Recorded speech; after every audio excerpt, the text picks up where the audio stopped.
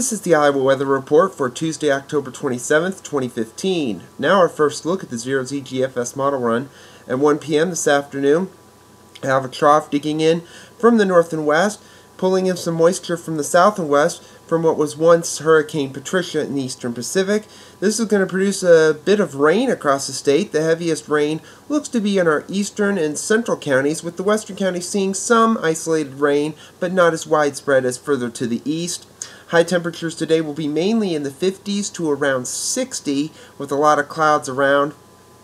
And then the system will begin to pull off to the north and east on Wednesday. We still could see some lingering rain, at least into the early afternoon hours, and then it'll turn quite breezy and quite chilly. Highs may barely get out of the 40s in most of the state, and some places, especially close to the Iowa-Minnesota border, could see a rain-snow mix Wednesday night. Don't expect any problems with that. Thursday, that's off to the north and east. Skies will slowly clear, but temperatures will still remain in the upper 40s to the 50s here on Thursday and even into Friday. Temperatures will only be in the lower to middle 50s, maybe some upper 50s in our southern counties, with partly to mostly sunny skies at that time. Another system comes in late Friday night and into Saturday, which is Halloween. This could bring us some rain shower activity, mainly during the daylight hours. Could see it lingering in our eastern counties into trick-or-treat time, but we'll see about that. Sunday looks to be the best of the weekend, with temperatures in the 50s for the most part on Sunday, maybe some lower 60s in our western counties as that rain activity moves further to the east.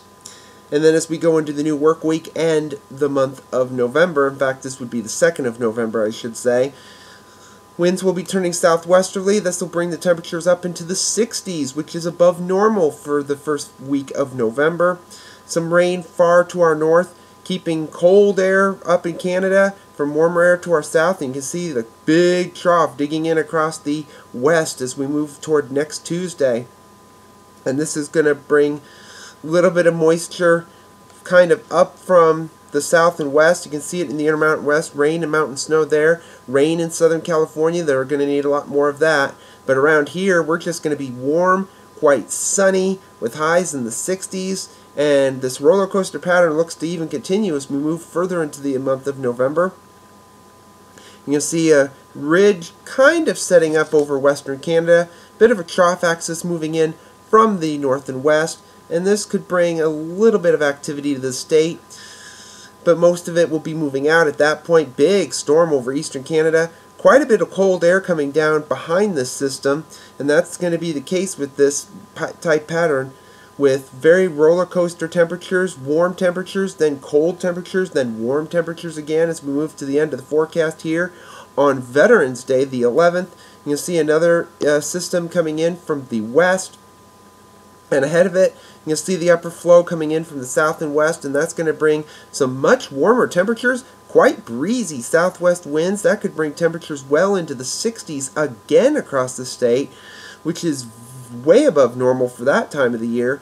So this very up and down pattern looks to continue, but specifics aren't determined yet, but we'll keep watching it.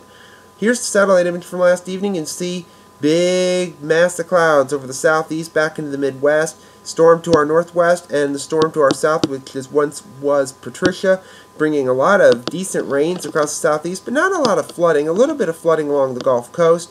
Some high wind watches scattered amongst the east. A little bit of wintry weather out west, but not a whole lot going on at this point. Now the QPF chart, this is precipitation through Saturday evening at 6 o'clock, because we're going, or 7 o'clock I should say, we're about to go into standard time. A little bit of rain around here, maybe a inch or so.